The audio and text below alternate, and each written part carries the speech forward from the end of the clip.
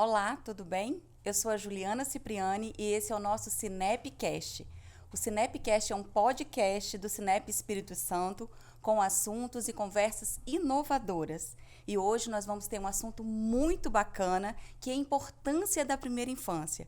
E para falar sobre esse assunto tão desafiador, nós convidamos a Renata Magalhães, ela que é terapeuta familiar e psicóloga. Olá, Renata, seja bem-vinda. Tudo bem? Juliana, um prazer estar aqui com você e com todos os nossos ouvintes.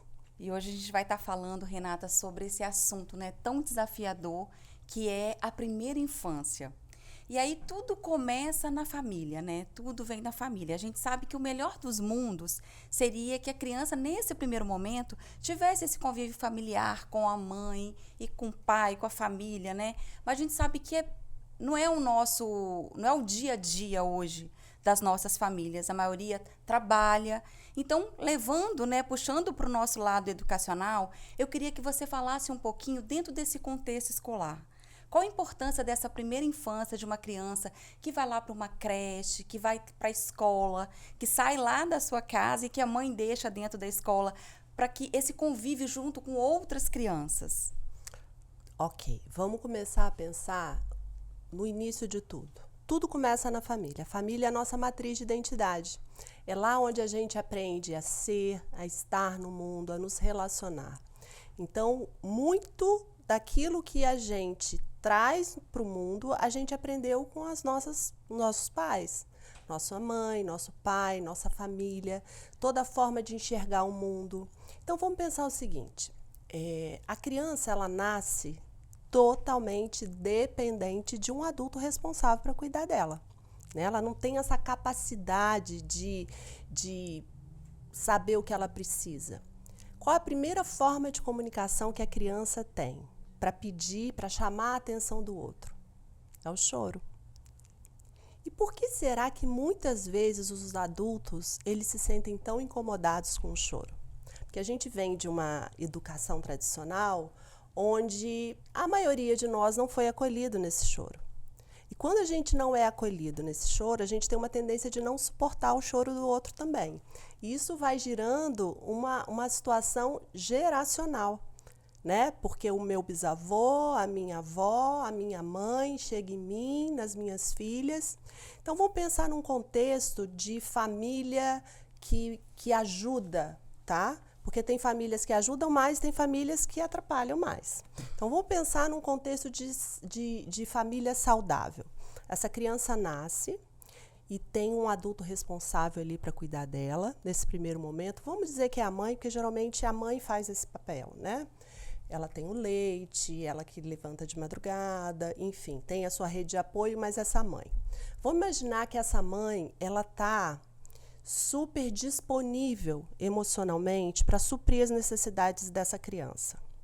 Então, essa criança chora, a mãe, ao invés de sentir um desconforto, ela entende que essa criança está chamando ela para fazer um pedido, só que ela não sabe fazer um pedido. Então, essa mãe precisa estar muito direcionada e muito disponível internamente para ler essa criança. Para identificar se aquele choro é de susto, é de fome, é de frio, é de colo, que a gente nasce, né, biologicamente a gente foi concebido para nos relacionar, somos seres de relacionamento. Então, por que eu estou falando tudo isso? Porque essa criança que num primeiro momento, vamos pensar, os primeiros 2 anos, tudo que ela precisa é de um cuidador disponível emocionalmente para ela ali. Então, ela pode ter isso dentro de casa se ela tiver pais responsáveis disponíveis. E aí, vamos imaginar que essa mãe precise sair para trabalhar. Qual o melhor ambiente para essa criança estar? Na escola? Com cuidadores e responsáveis disponíveis também. Porque vamos pensar o seguinte, eu gosto de falar que infância é chão que a gente nunca deixa de pisar.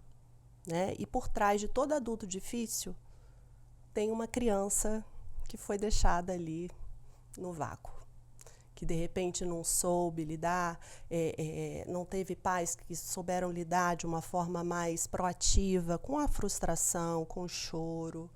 Então, essa criança, ela aprende já dentro de casa que família não é um lugar tão seguro assim, se ela não tiver esses pais disponíveis emocionalmente para ela. Vou dar um exemplo que eu acho que a maioria das pessoas já experimentou. Tá chorando por quê? Para de chorar. Você tem tudo que precisa, já tomou banho, já comeu, tá de roupa limpa, já troquei a fralda, já dei colo. Essa criança está muito mimada. Pode parar com isso. Porque a mãe está interpretando aquele choro como, muito mais aquele choro está chegando como uma provocação do que como um pedido. Porque está intimamente ligado ao como a gente interpreta. Se eu não tenho disponibilidade emocional para suprir o outro, como é que eu vou dar para o outro aquilo que nem eu tenho? Percebe que isso é uma cadeia que vai gerando um ciclo? Então, vamos imaginar que eu vim de uma família onde eu não tive um mínimo de suporte emocional para ficar com raiva, para chorar. Volta e meia as pessoas me mandavam engolir o choro. Eu já cresço naquele ambiente sabendo que as pessoas talvez não são tão confiáveis assim. Claro que a criança não tem essa noção cognitiva, mas é um sentir que vai para além da comunicação, né? E aí ela vai para a escola. Chegando na escola, se ela tiver um adulto responsável, disponível emocionalmente para acolhê-la, nomear as emoções, essa criança talvez fique melhor até na escola do que dentro de casa, percebe?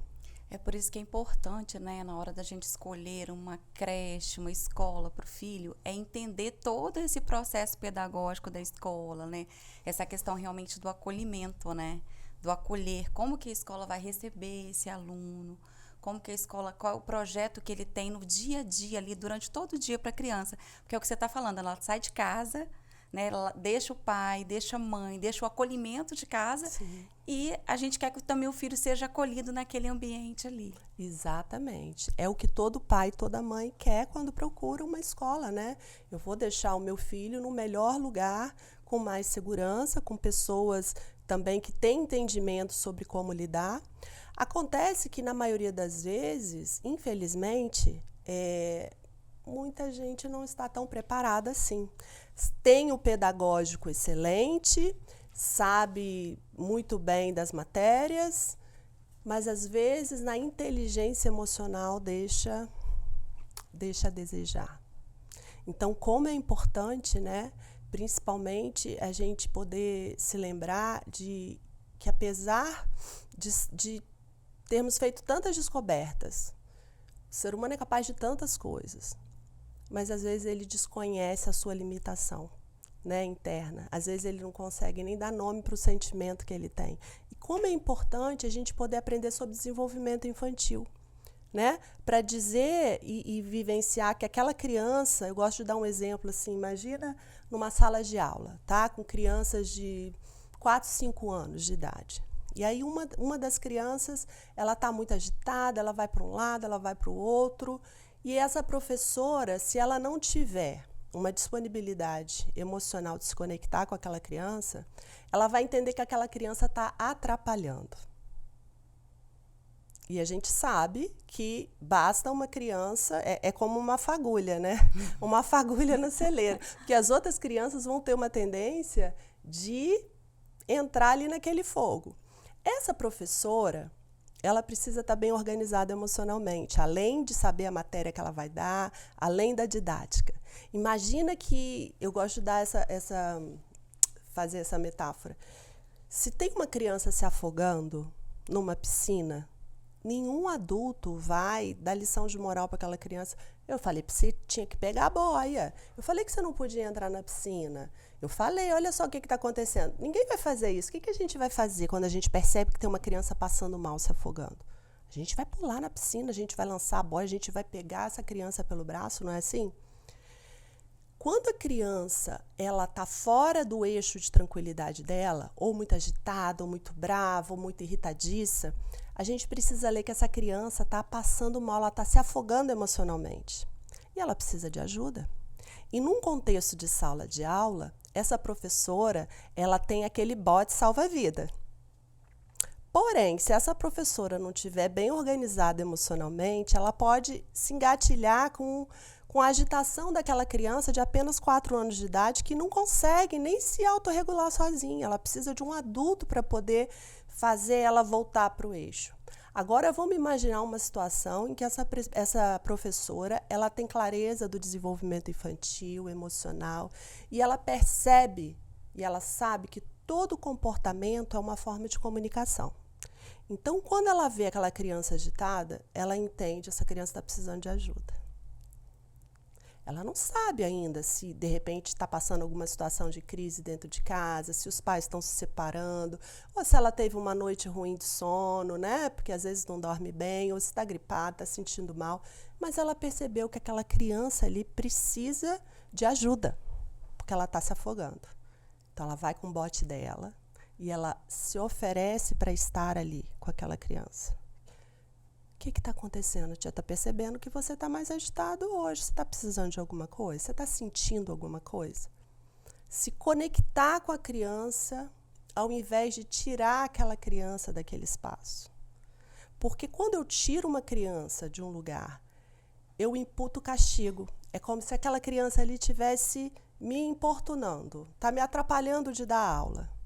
Mesmo às vezes sendo de uma forma carinhosa, né? Às vezes a professora não percebe isso, né? Mesmo sendo dessa forma carinhosa, ela não percebe que o fato dela tirar a criança daquele ambiente ali, meio que indiretamente ela está aplicando um castigo na criança, né? Sim, porque traz um constrangimento, né? E tudo é a forma de se comunicar também. Você pode até tirar a criança da sala de aula se você perceber, mas antes falar, olha, meu bem, estou sentindo que você está agitado. Você quer um tempo? Você quer dar uma volta na escola, dar uma volta no corredor? Você quer ir lá conversar com a direção para você acalmar um pouquinho, para descansar um pouquinho? Poder ouvir, porque às vezes essa professora está com mais 30 crianças na sala de aula e ela não pode deixar as 30 para ficar só com uma. A gente sabe que existe essa dinâmica também, que ela tem que dar conta de tudo. Mas assim, como é importante a gente poder entender que o adulto, ele é responsável por dar o tom da conversa. E essa responsabilidade, ela é nossa. Por quê? Porque a gente que tem o cérebro maduro da relação. Uma criança, ela só vai se formar na totalidade, de uma forma biológica, fisiológica, por volta dos 25 anos de idade. É onde o córtex pré-frontal, que é essa parte aqui da frente do cérebro, ele fecha. Ou seja, às vezes a gente cobra até do adolescente certos comportamentos que ele ainda não tem essa preparação para dar. E essa parte do córtex pré-frontal é responsável por execução, planejamento, controle de impulso. E às vezes a gente quer que uma criança se comporte de um jeito que às vezes nenhum adulto consegue. É verdade. É verdade. Renata, e aí a gente está falando dessa importância, né, da família, né? E aí eu posso falar muito com propriedade de causa, porque eu tenho uma filha de 7 anos, a Vitória, e a gente vê que hoje, né, principalmente eu posso falar isso pelas escolas particulares, porque a gente acompanha isso no nosso dia a dia lá no sindicato, e a gente vê que as escolas têm toda uma preocupação desse engajamento de escola-família. E isso faz toda a diferença na vida da criança, de você poder participar disso, de você envolver esses pais. Você vê realmente isso como uma grande importância, como um grande diferencial? Sem dúvida, porque, vamos pensar, a responsabilidade pela criança é dos pais. A partir do momento que os pais confiam na escola para deixar o filho, você tem uma aliança ali entre família e escola. É uma parceria, na verdade, né? Que tem tudo para funcionar super bem. E claro que, assim, o quanto mais a família tiver clareza de como essa escola lida com situações, de como que essa escola lida com os alunos, diante de uma situação de dificuldade, como que essa escola lida? Ela tira esse aluno da sala de aula? Existe o cantinho do pensamento? Existe ficar sem recreio? Existe perder a aula de educação física? Porque isso é punição. A gente está falando de punição. Então, assim, claro que cada ato precisa ter uma consequência, isso é vida e a gente precisa ensinar isso para as crianças.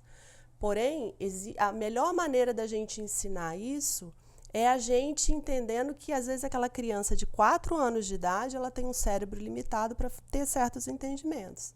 Então, eu preciso entender, essa criança está precisando de quê? E se eu não tiver disponível emocionalmente, eu não consigo ler. Da mesma forma que a mãe não consegue ler o bebê.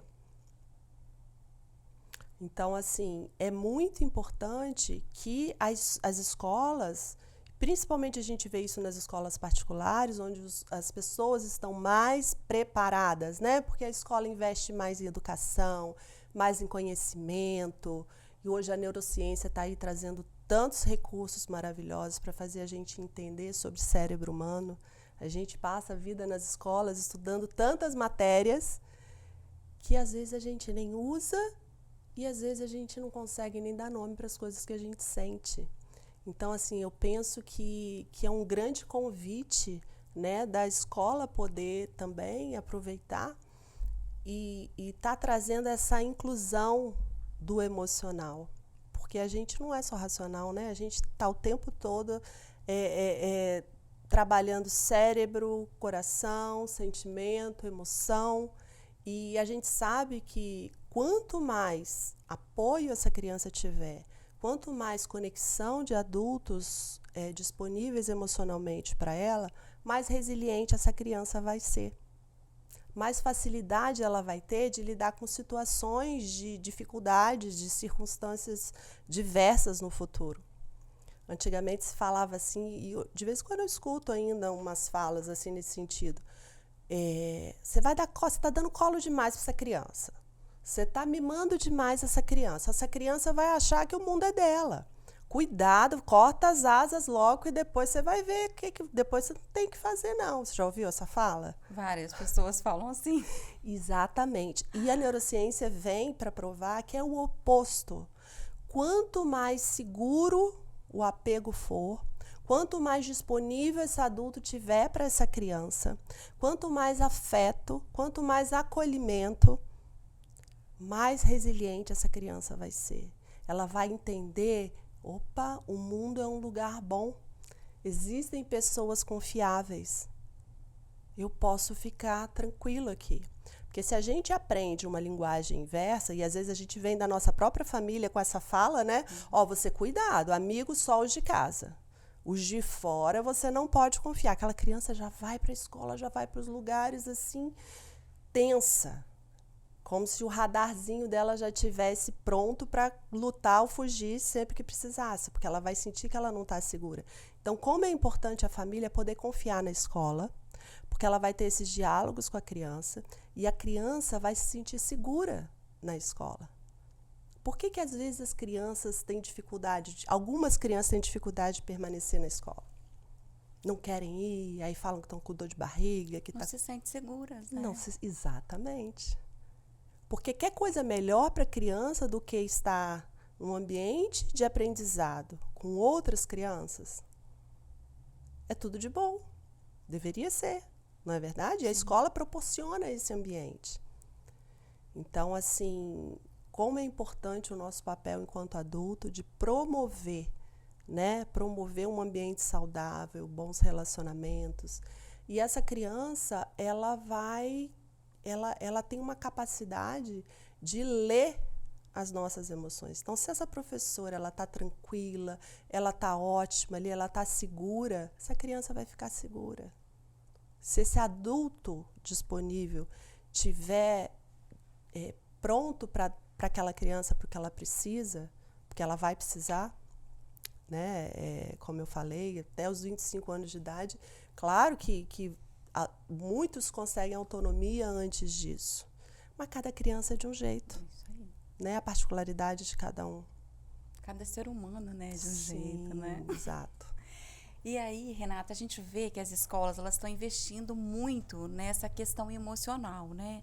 com materiais didáticos realmente nessa área que antigamente a gente não via isso. Verdade. Mas isso hoje é tão mais leve para a gente quanto pais, né? E você, acredito como psicóloga, vê que tem essa preocupação com esse lado emocional, não só com crianças, mas também com adolescentes. E aí eu queria pegar esse gancho e você falar um pouquinho para a gente como que o afeto, ele molda, né, esse cérebro dessa criança. Isso. Mais uma descoberta, né, do que a neurociência tem trazido para a gente. O que acontece? O cérebro da criança, ele nasce imaturo, né? E ele vai, com o passar do tempo, ele vai maturando e ele vai tendo mais capacidade.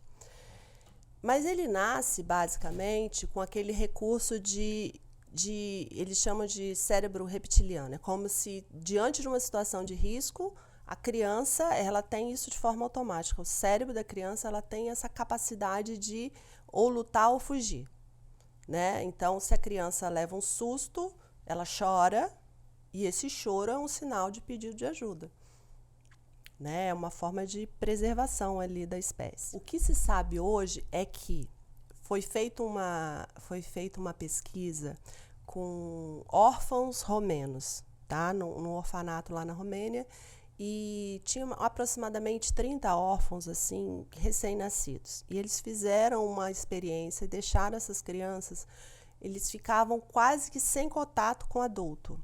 Eles eram alimentados na hora do banho, na hora da troca de roupa, mas eram deixados praticamente no berço o dia inteiro. E fizeram a ressonância magnética para ver, né, qual parte do cérebro que estava se desenvolvendo ou não. E depois de 3 anos de idade, essas crianças, elas foram adotadas. E depois de um tempo mais na frente, fizeram outro, e tudo isso sendo documentado, né? O que se descobriu? Que a parte do cérebro responsável por empatia, ela ficou como uma parte fantasma, ela não se desenvolveu. Então, o afeto, o amor, ele capacita até fisiologicamente para a gente se formar bem. Às vezes, uma criança que tem dificuldade de aprendizado na escola está intimamente ligado a uma falta de afeto lá atrás ou de disponibilidade do cuidador. E talvez alguns pais que estejam nos ouvindo podem falar assim, não, mas o meu filho tem isso, eu sempre dei amor, eu amo meu filho. E eu gosto de falar assim que só amar não basta. Amar é o primeiro passo, a gente precisa entender funcionamento, desenvolvimento humano, para não cobrar e não criar expectativas para além do que aquela criança pode entregar ou pode fazer, né? Então, assim, existem partes do cérebro, e nesse caso desses bebês romanos, é a parte da empatia que não se desenvolveu, a parte do cérebro responsável pela empatia. Agora, imagina, e depois de 9 anos, quando eles estavam com 9 anos de idade mais ou menos, foi feito outro exame e essa parte ficou atrofiada. Apesar deles estarem morando com pais, cuidadores, super amorosos, esse cérebro ele ficou atrofiado. E às vezes cresce um adulto, um adolescente sem empatia, porque ele já se acostumou lá atrás. A dor era tão grande, o cérebro é igual o músculo, né? Tudo que a gente exercita, ele tem uma tendência de crescer. Então, o afeto está intimamente ligado com o bom funcionamento do corpo, do cérebro como um todo. Muitos estudiosos de trauma, né, eles falam que grande parte dos adultos que adoecem, a doença está intimamente ligada a um alto nível de cortisol que eles vivenciaram na infância e na adolescência. O cortisol é um hormônio do estresse. Então, às vezes, você nasce e cresce num ambiente de hostilidade, de imprevisibilidade, de falta de afeto, de falta de disponibilidade emocional. Tudo isso vai atrofiando e trazendo prejuízos para o nosso corpo de uma forma, como um todo. E chega uma hora que a pessoa adoece. Mesmo a criança, às vezes, quietinha, que você fala, nossa, aquela criança é quietinha, ela não dá trabalho. E às vezes eles medem, porque pode medir o nível de cortisol pela saliva da criança, e às vezes o nível de cortisol está altíssimo. Então não é porque a criança está quieta que ela está bem. Às vezes ela está só ali quietinha, mas dentro ela está tumultuada. Então como é importante a gente aprender cada vez mais sobre isso, né? O amor, né? Como que o amor ele é importante em todos os níveis da nossa vida, né? O que você falou, começa lá na infância e isso aí pode refletir lá na fase da adolescência, né? A falta de amor ou alguma coisa pode vir a refletir no futuro dessa criança. Sim. Então, é por isso que é importante a gente saber o ambiente que a criança está o tempo inteiro, né? Você tira ela do amor da família, coloca dentro do amor da escola. Pronto. É o melhor dos lugares para estar, né? Onde tem amparo, onde tem um adulto que acolhe, onde tem um adulto que conhece sobre desenvolvimento infantil, onde tem adultos que se autorresponsabilizam, né? Sobre, olha, a responsabilidade de criar um ambiente seguro é minha. Então, eu vou dar o melhor. E talvez muitas pessoas falam, mas eu não tive isso na infância, como eu posso dar uma coisa que eu não tive?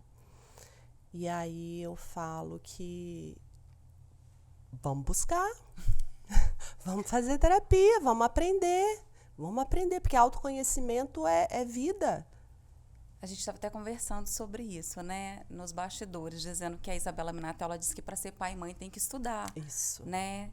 E aí não é só ser pai e mãe, né? Para ser professor, para ser um ser humano melhor, a gente tem que estar ali em constante aprendizado, né, Renata? Exatamente. E essa é a nossa responsabilidade, né?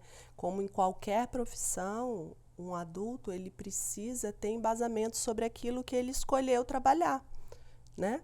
Se é com criança, olha só que ambiente riquíssimo, porque a gente sabe como é maravilhoso quando a criança se sente acolhida por um professor.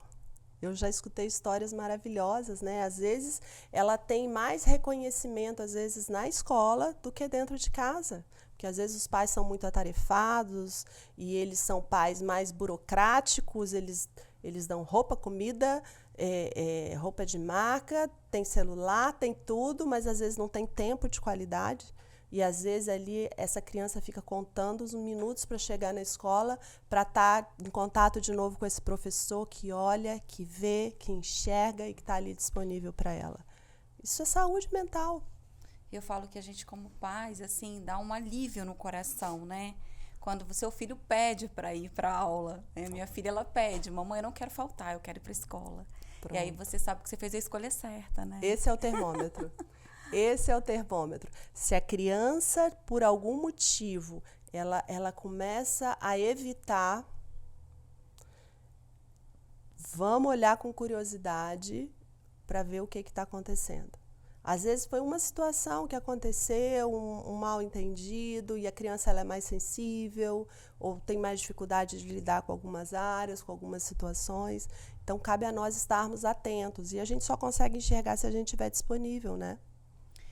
E levando assim para o lado mesmo lúdico da escola, a importância dessa criança, dela estar ali, dela ter contato com outras pessoas, dela aprender aromas, dela aprender textura, o que você entende assim?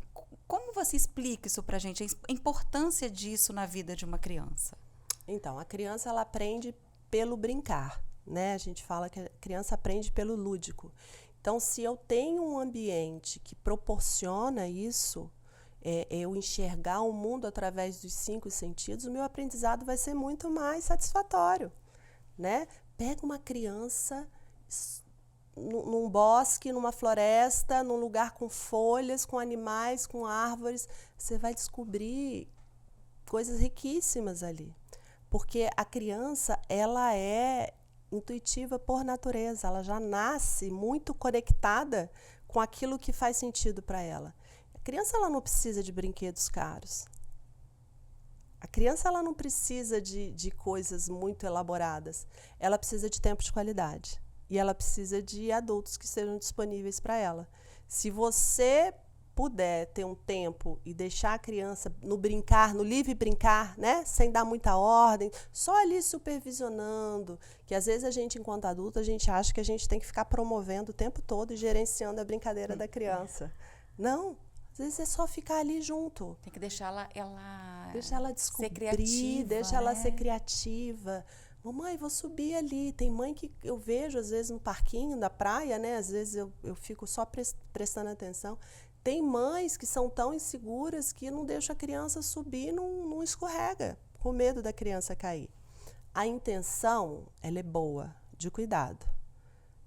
Mas se você não passa segurança, a criança vai entender que ela não é capaz. E ela vai crescer, se tornar provavelmente um adolescente inseguro, porque a adolescência é muito resultado da infância vivida, e vai se tornar um adulto por aí.